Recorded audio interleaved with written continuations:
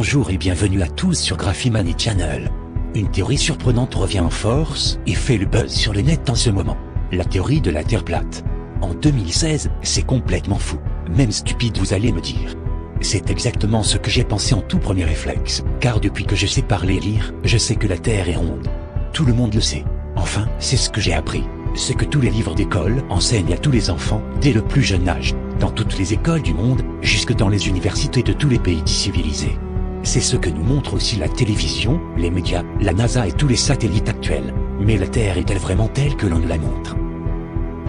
Ou est-elle plate, cubique, creuse, pyramidale, sous un dôme, ou bien en forme de tortue, comme d'après certaines légendes anciennes? J'ai donc voulu en avoir le cœur net. En bref, avoir un avis personnel et analyse plus complète sur ce sujet. Je suis resté littéralement scotché en découvrant toutes les informations et les documents que je vais vous dévoiler dans cette vidéo. 1000 questions ont commencé à jaillir depuis. Commençons donc par le début. J'ai commencé par rechercher des photos et vidéos officielles de notre belle planète, la Terre.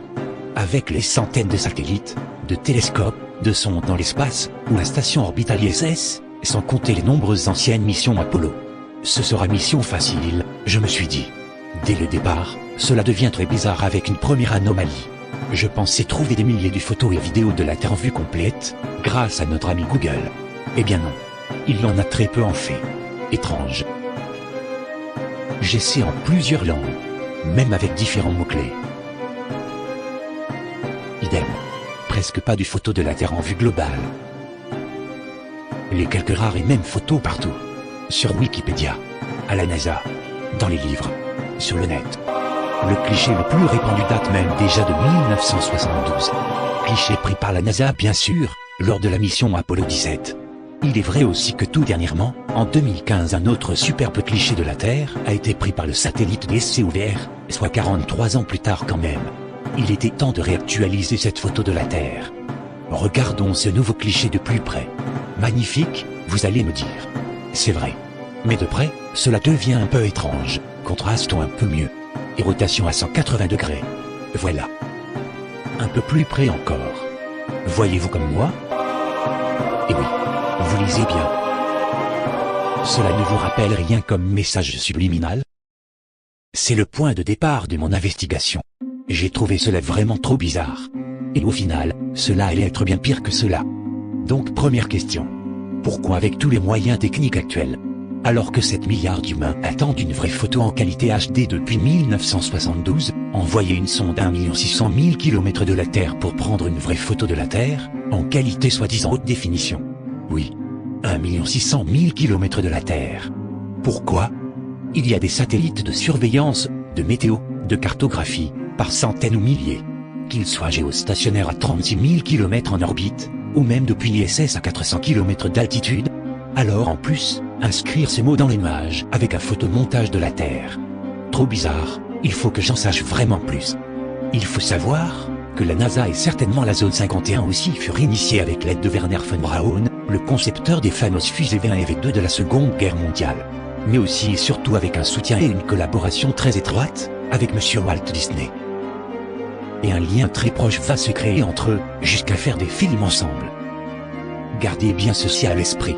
Vous saisirez toute l'étendue du mensonge.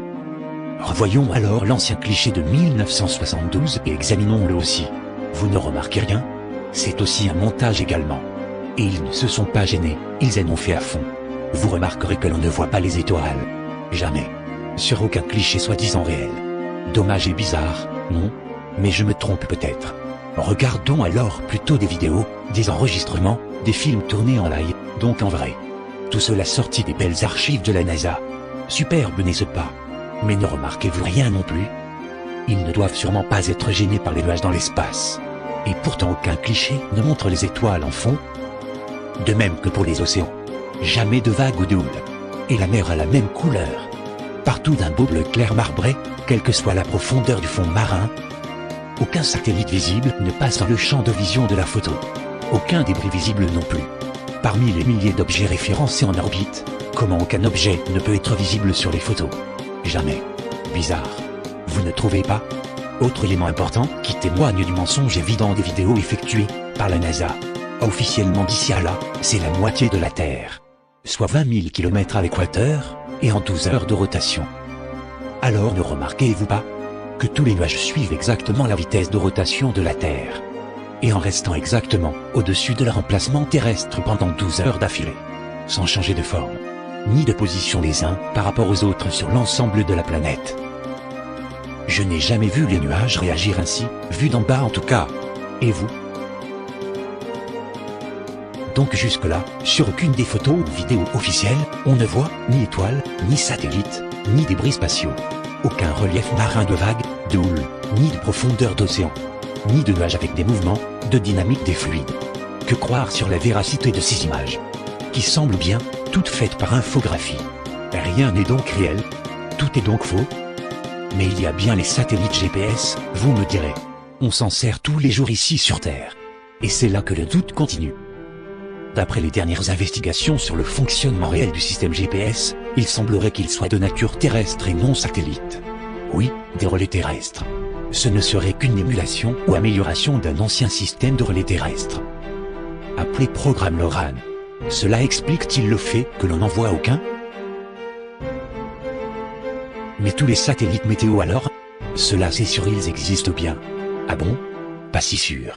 Ou pas tous en tout cas. J'ai cherché des images météo vues par satellite, en images réelles. Des images, des tornades, vues par satellite en réel au journal météo. J'ai pas trouvé.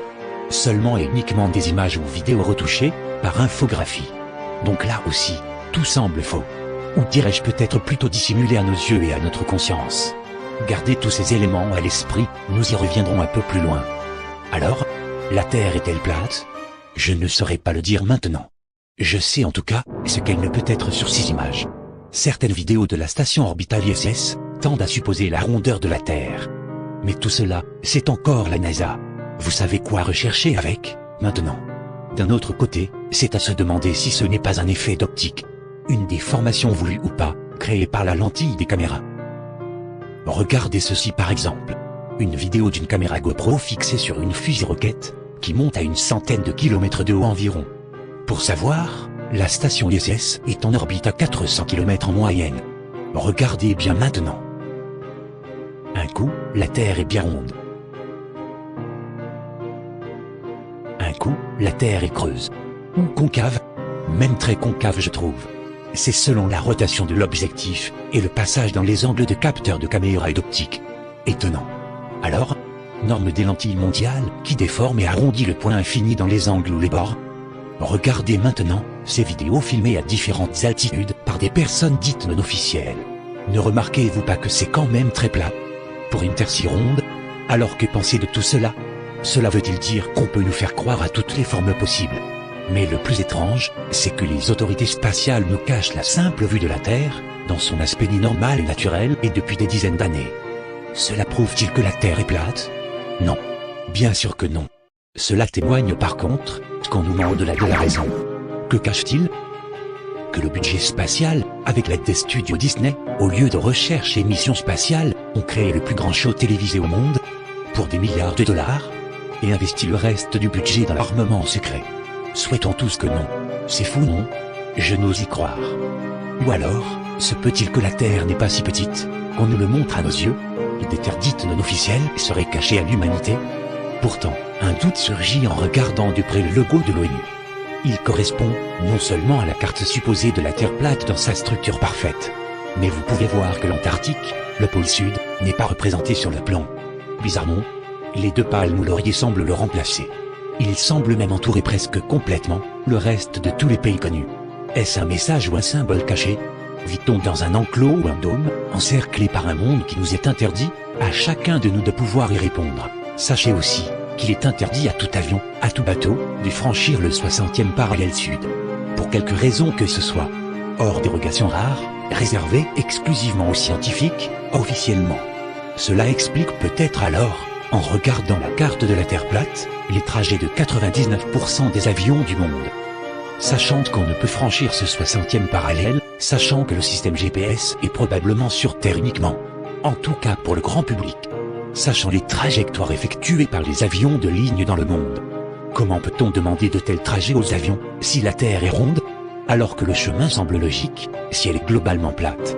On comprend pourquoi les avions ne peuvent franchir la partie sud des océans en direct. Il y a de quoi se poser 1000 questions encore. C'en est presque à regretter la théorie de la Terre tortue. Elle est à la fois presque plate et concave, et creuse aussi, et un peu ronde. Comment est donc la Terre au final? Je ne sais plus vraiment. J'avoue. Il est temps pour notre conscience, celle de l'humanité, pour le respect de la Terre et de la vie, de ne plus laisser de tels mensonges nous polluer l'esprit et la mémoire. Nous ne devons plus accepter qu'on nous abrutisse par de tels moyens. Nous devons la vérité.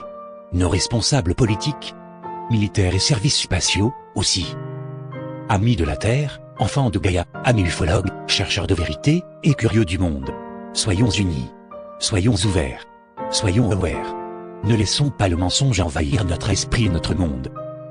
Voici une courte compilation de vidéos depuis l'espace. Essayez de repérer un seul satellite. De voir au moins un seul, des 21 000 débris spatiaux en orbite, et suivis officiellement. Regardez le mouvement des nuages. Le manque d'étoiles. L'aspect des océans.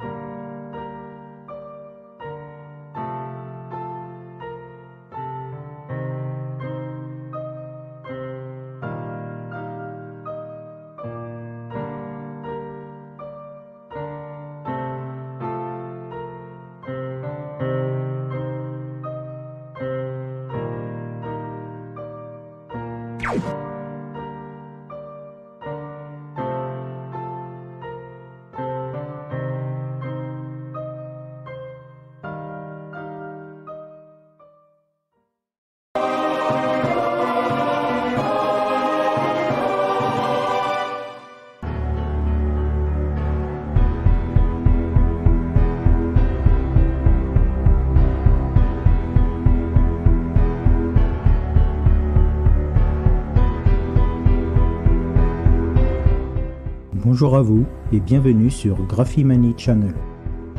Chercheurs de vérité, ufologues, curieux et amis de notre belle planète Terre, avant de voir cette vidéo avec les dernières infos à propos de la Terre plate, j'ai un message très important à vous transmettre et à bien saisir avant de poursuivre. La Terre plate, pour ceux qui n'ont pas encore bien compris, la symbolique ou la métaphore de ce mouvement qui prend de l'ampleur chaque jour, chaque heure un peu plus, ce n'est pas de vouloir démontrer que la Terre est en forme de pizza ou de CD. Qui croirait cela? À part quelques extrémistes, comme dans beaucoup de domaines, ou bien ceux qui parlent un peu trop vite avant d'écouter vraiment l'information, par orgueil ou par aveuglement, certainement pas vous et pas moi. Et oui, car les centaines de commentaires sur ma vidéo précédente, sur les différents blogs, m'ont convaincu de la sensibilité de ce sujet. Ce qui m'a surpris le plus, c'est la force et l'acharnement de certains pour tenter de me convaincre que la Terre est ronde, et un point c'est tout. Et uniquement avec des liens NASA, bien sûr, d'images retouchées ou de liens vidéo encore plus surréalistes. Vive la liberté d'expression, d'écoute et de partage. Est-ce si mal de penser un peu par soi-même? Donc, la Terre plate, c'est d'abord et avant tout un éveil. Un réveil de la conscience, oui. C'est une prise de conscience que quelque chose cloche, vraiment. Entre nous constatons réellement aujourd'hui avec nos sens, notre réflexion, nos calculs, et simplement autour de nous. Nous nous apercevons chaque jour un peu plus des mensonges, des incohérences dont on nous abreuve au quotidien, dans les médias, les journaux, les autorités compétentes et officielles, le formatage éducatif. C'est fou comme il suffit de répéter sans cesse un mensonge chaque jour pour que l'humain y croit. Et pour ceux qui résistent un peu, on répète encore et encore le mensonge. Ils finiront bien par y croire, avec tous les autres autour déjà convaincus. Non, cela ne correspond pas. Donc, la métaphore de la Terre plate, c'est donc avant tout le symbole du stop. C'est assez. Alors, que tente de transmettre comme message la majorité de ceux qui ont compris le mouvement de la Terre plate? Non pas de prouver qu'elle est plate, mais simplement entendre et voir la vérité à propos de la Terre, la sentir, la ressentir, et non des mensonges ou trucages récurrents et permanents.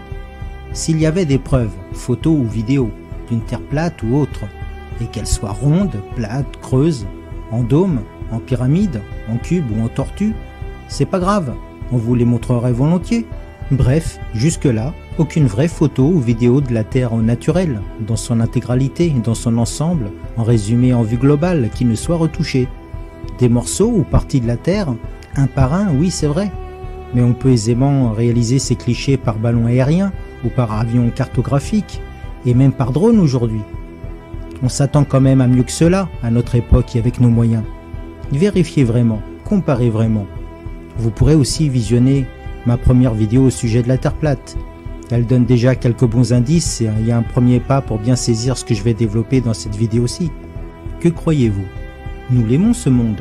Nous désirons, juste et avant tout, savoir la vérité. La vraie vérité à propos de notre planète, quelle qu'elle soit. Avoir de vraies images, de vraies vidéos, dans sa vision réelle et naturelle, et non pas des petites parties ou morceaux photographiés un par un et réassemblés par infographie sur une sphère virtuelle, puis retouchés et sublimés encore par un logiciel type Photoshop. Nous désirons de vraies photos et vraies vidéos de la Terre, dans sa globalité, en entier, en live et au naturel, non retouchées, même si c'est la vision d'une Terre polluée, avec des débris spatiaux par centaines de milliers, même si les couleurs sont moins spectaculaires qu'en Technicolor. En tant que terrien, humain, mon premier réflexe, si j'allais dans l'espace, ou si j'envoyais un super télescope là-haut, je ferais des tas de photos de la Terre, de tous les côtés, selon les saisons, voir les pôles et leur immensité de glace vierge, voir la Terre de nuit avec ses villes illuminées, selon les fêtes nationales de chaque pays, de chaque culture, et je me placerais comme tout bon photographe amateur, dans de bonnes conditions de distance et de lumière. La base quoi, pas vous? Qu'on nous montre alors simplement et concrètement, avec les divers moyens techniques actuels, est possible, ce que nous a annoncé M. Galilée ou Nicolas Copernic dans les années 1511 à 1513, avec son traité sur l'héliocentrisme sous le titre abrégé de Commentariolus. J'affiche ici le vrai titre complet pour les plus curieux. Variation encore améliorée du système de Ptolémée, dénommé par contre Almageste, qu'il a lui-même repris des théories d'Aristarque de Samos. Théorie amorcée déjà au moins 280 avant Jésus-Christ. Alors, pourquoi tant de mal à nous montrer la Terre telle qu'elle est décrite officiellement? Une Terre au périmètre de 40 000 km environ, avec un rayon moyen de 6371 km. De qui se moque-t-on? Eh bien de nous tous, mes amis. De moi, de vous, peut-être même de l'humanité à laquelle nous aspirons. Montrez-la nous, telle qu'elle est dans son intégralité, dans sa réalité, au naturel, et prenons enfin de vraies et réelles mesures. C'est un droit légitime, un désir, un espoir commun à tous, à toute l'humanité, ne pensez-vous pas? Alors pour une demande si simple, pourquoi tant de difficultés?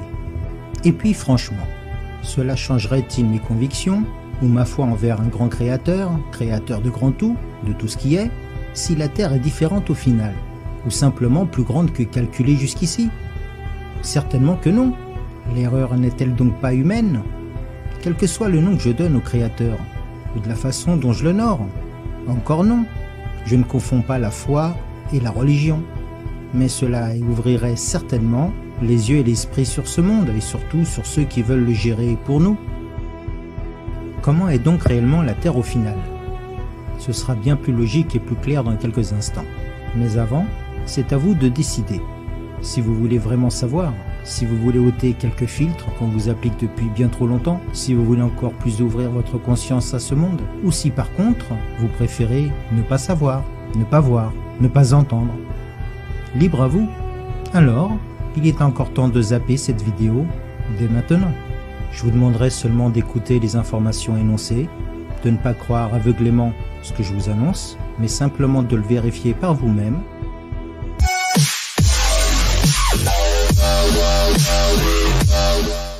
Vous êtes là, merci à vous. Alors, pour bien saisir l'ensemble de ce que nous vivons actuellement, commençons donc par la base, la courbure officielle terrestre. Un peu de géométrie, mais rassurez-vous, de façon super simple et rapide. La formule officielle pour le calcul est celle-ci.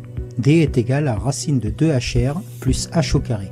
Grand D étant la distance de l'horizon visible en kilomètres, le résultat donc. Petit h, la hauteur des yeux de l'observateur. Et R, une constante fixe, le rayon moyen de la Terre, décidé et imposé de 6371 km, le seul vrai et accepté et reconnu actuellement.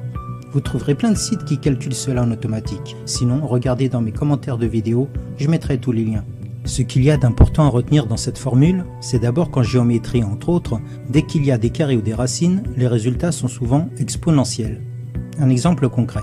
Au niveau de la mer, donc niveau 0 mètre, debout dans mon petit canoë, j'ai les 2 yeux à 2 mètres au-dessus de l'eau environ.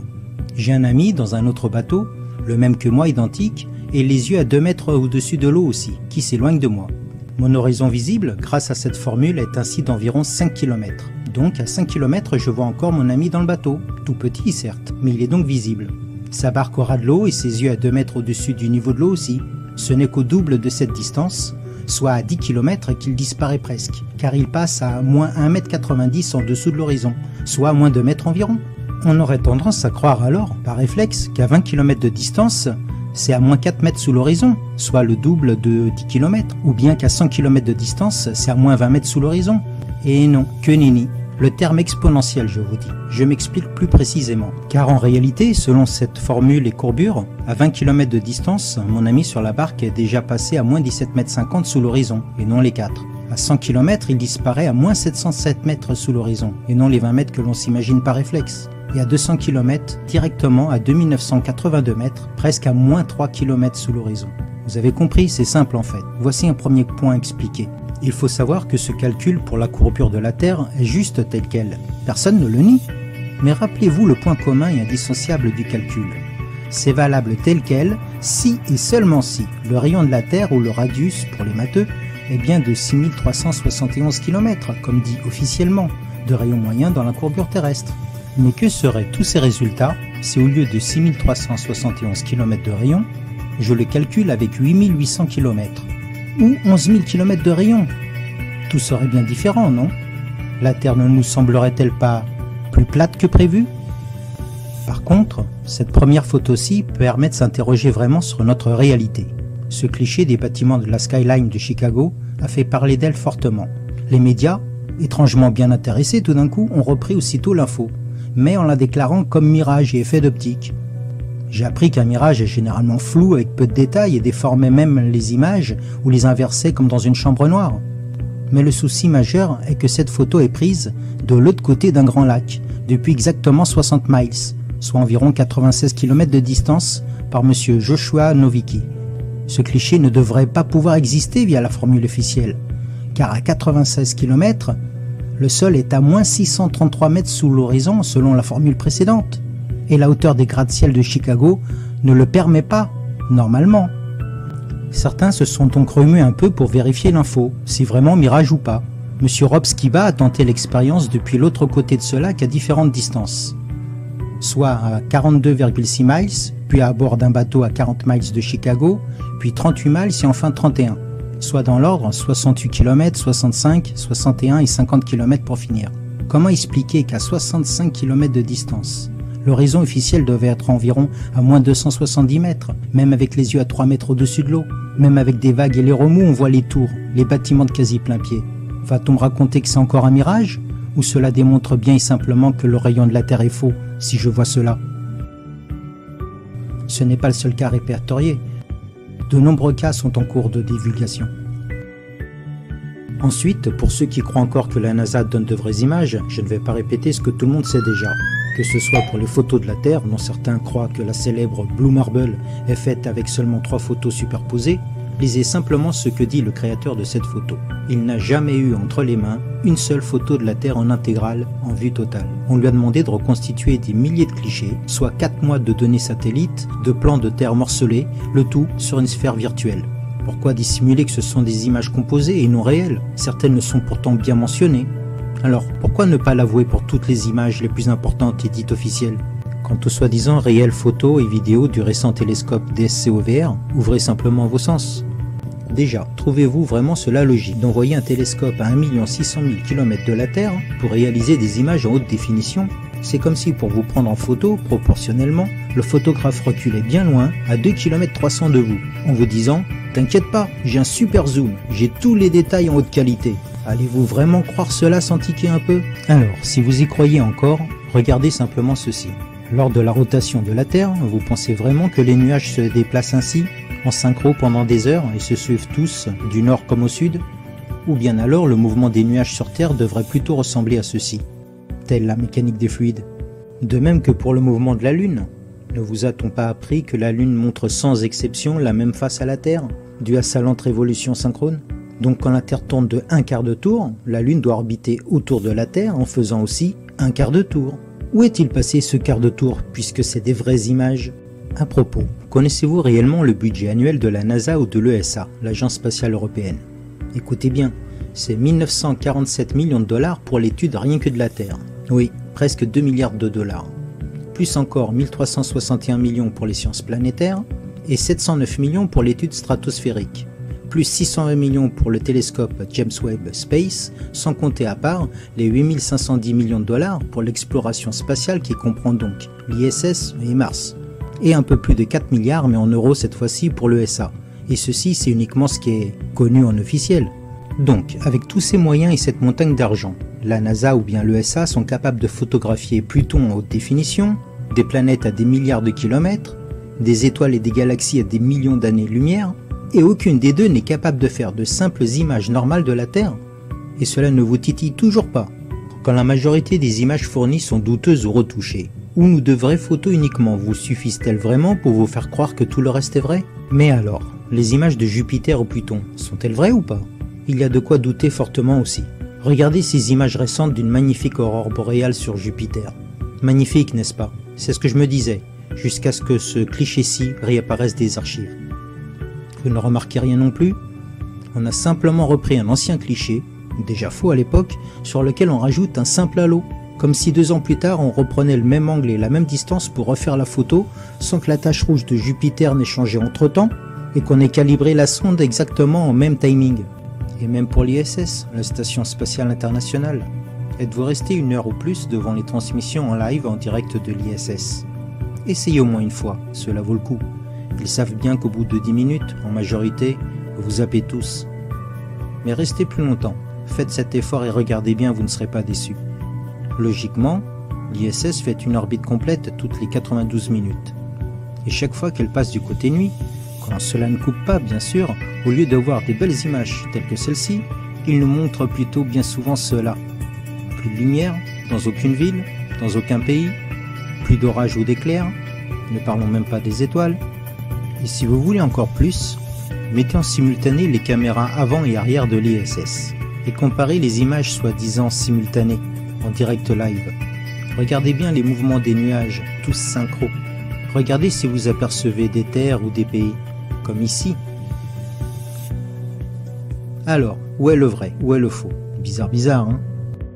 L'argumentation de tout ceci, je vous rappelle, n'est pas de prouver que la Terre est 100% plate, mais déjà pour l'instant de vous démontrer que ce n'est en aucun cas ce que l'on vous montre officiellement.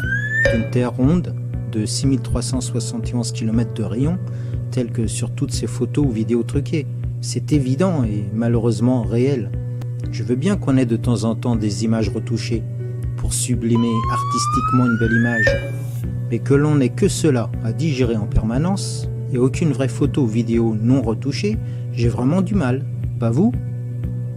Certains d'entre vous tentent de se réconforter d'une belle sphère de 6371 km de rayon avec ce genre de démonstration vidéo. Regardez d'abord ces quelques exemples de tentatives désespérées. Ne remarquez-vous rien sur chaque vidéo? Les vagues, la houle assez prononcée, et des démonstrations à chaque fois sur de courtes distances? Imaginez simplement des vagues de 1 mètre de creux entre vous et l'horizon. Il est normal que tous les bâtiments ou phares soient coupés à mi-hauteur selon ce point de vue. Ces vidéos prouvent-elles donc que la Terre a une courbure terrestre telle qu'elle est dite officiellement de 6371 km? C'est clair que non. Alors, qui peut avoir cet intérêt à nous cacher la réalité de notre monde? Pour bien saisir l'ensemble, faisons quelques recherches rapides et tâchons de remarquer les coïncidences les plus récurrentes, qui ne devraient donc plus être de simples coïncidences au final, si elles ne sont pas rares et isolées. À cet instant, il est souhaitable de connaître quelques symboles et signes de certaines sociétés obscures et secrètes. Je ne vous ferai pas un cours complet dessus maintenant, une autre de mes vidéos le fera en bien plus développé. Nous allons simplement et rapidement nous remettre à l'esprit leurs symboles, codes et noms les plus évidents. Que cela soit la pyramide, avec ou sans l'œil, l'équerre, le compas, que la majorité d'entre vous connaît déjà, mais aussi très important d'autres signes tels que les colonnes, les carreaux à damier, le nombre 33, et que nous allons voir plus loin, ou bien encore l'aigle, ou encore la tête de mort pour ne citer que cela pour le moment. Mais quel rapport entre ceci et la Terre plate? Je vous ai déjà fait mention dans ma première vidéo du contact très étroit entre les studios Disney, l'ingénieur nazi von Braun et la NASA. Mais bien avant la NASA. Cela a déjà commencé un peu avant les années 1950 avec le JPL, le Jet Propulsion Laboratory. Connaissez-vous l'équipe des 5 auteurs responsables de cette entité au monopole indéniable?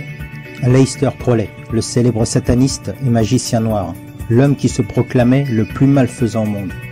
Jack Whiteside Parsons, autre sataniste occultiste et magicien noir. L. Ron Hubbard et son désir de contrôle de l'esprit des masses, que vous connaissiez mieux sous le terme de scientologie. Et bien sûr, von Braun, l'ingénieur nazi, et enfin vous le reconnaissez certainement, Monsieur Walt Disney. Équipe de choc et atypique je trouve, avec leur hobby personnel très particulier. Dire que c'est réellement l'équipe créatrice de JPL et de toutes les structures s'y rattachant depuis. Mais pas pour Monsieur Walt Disney, il ne peut être lié à cela. Alors, que dire aux pensées du club très privé de Monsieur Disney, le club 33? Encore une coïncidence ou pas? Le nombre 33, entre autres symboles, je vous rappelle, étant le plus haut degré pour les francs-maçons. Doit-on conclure un lien étroit entre les maçons, Disney, la NASA, les militaires et les gouvernements? Évidemment, la Constitution des États-Unis ne peut être impliquée ou liée avec ces confréries, ni aucune autre autorité officielle, et sûrement pas au sein de notre gouvernement. Nous sommes loin de tout cela. Mais peut-on vraiment en être sûr? Regardons aussi l'organigramme et le réseau de la NASA. Vous le trouverez sur le site officiel de la NASA, avec tous les chefs responsables de chaque secteur, bien sûr. Mais cela devient intéressant à partir d'ici, un petit lien anodin à premier abord. Vous voyez, même la gestion du temps, de la météo, les données satellites, les projets de recherche avancés, le commandement et stratégie militaire, les transports, l'aviation, rien ne leur échappe. Il n'y a pas une seule agence d'aucun pays qui ne soit alliée et indépendante de la NASA. En Europe comme dans le reste du monde. Alors pourquoi voit-on la Terre comme une sphère bien ronde de plus en plus sur toutes les photos? Eh bien, qui gère les normes optiques mondiales d'après vous? Vous le voyez comme moi, il gère et contrôle presque tout, de A à Z. Vous pouvez même lire, comme moi, c'est bien plus qu'un monopole. Alors pourquoi voyez-vous ce genre d'image de plus en plus, avec ces optiques qu'on appelle fisheye ou œil de poisson? Vous croyez vraiment que c'est la vraie vision de notre monde? Renseignez-vous aussi sur certaines expériences ou expéditions qu'on tente de vous dissimuler en les dénigrant, tel le Bedford Level Experiment sur un canal de 10 km de long, ou bien encore les interviews de l'amiral Byrd, ou ce type d'archives qui permet de se poser pas mal de questions sur notre réalité. Que cela soit cette récompense jamais gagnée de 5000 $ à qui démontrerait que la Terre n'est pas plate, la récompense attend encore à ce jour depuis 1931. Que dire aussi de ces archives trouvées sur le site officiel de la librairie du Congrès américain, qui montre un plan de la Terre bien plus grand, avec d'autres mers et surtout d'autres terres inconnues du grand public. Ce plan surprenant et unique a eu 2 articles dans la presse. Un dans le Pacific Commercial Advertiser en janvier 1907, puis un autre quelques jours après dans le Hawaiian Gazette, et daterait de plus de 10 siècles. Il a pour nom le Kobayashi World Map. Serait-ce une des vraies raisons pour interdire de passer le 60e parallèle et qui nous a éloignés du pôle sud depuis le traité antarctique, le seul traité au monde qui n'a jamais été brisé par aucun pays? Que pensez-vous également de cette vision des rayons de soleil traversant les nuages? Cela montre-t-il un soleil réellement à 150 millions de kilomètres? Ou bien vos sens vous créent la conscience d'un soleil bien plus proche de nous? Et ce symbole, est-ce un signe de cette réalité cachée à nos yeux qu'ils savent et connaissent, qu'ils reconnaissent? Oui, je sais, beaucoup de choses vues ici dans cette vidéo paraissent trop surprenantes ou impossibles, mais elles sont réelles, malheureusement je dirais. Alors comment est la Terre au final? C'est ce qu'il faut éclaircir, avant tout et tous ensemble. Il est évident qu'il n'y a aucune vraie image de la Terre à ce jour.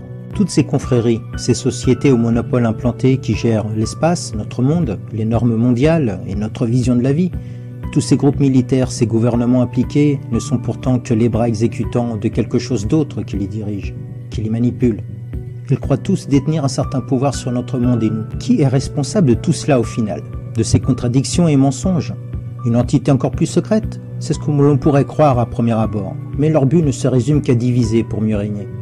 Les seuls vrais et uniques responsables de tout cela, en fin de compte, c'est nous tous, nous qui laissons faire, nous qui acceptons, et ne réagissons pas en laissant faire. À nous de nous unir, tous ensemble, solidaires, afin de savoir vraiment, de connaître la vérité, au lieu de chercher désespérément à justifier ou expliquer ses mensonges pour se rassurer que tout va. Discutons de tous ces éléments, soyons solidaires en cette recherche de vérité. Vérifiez ces infos que je vous apporte et écoutez vos sens, votre raisonnement, votre intuition. Je vous dis donc à très bientôt. N'hésitez pas à vérifier, à poser des questions, à commenter, à liker. Bonne semaine à vous tous. Soyez ouverts, soyez aware, soyez unis en quête de vérité. Namasté.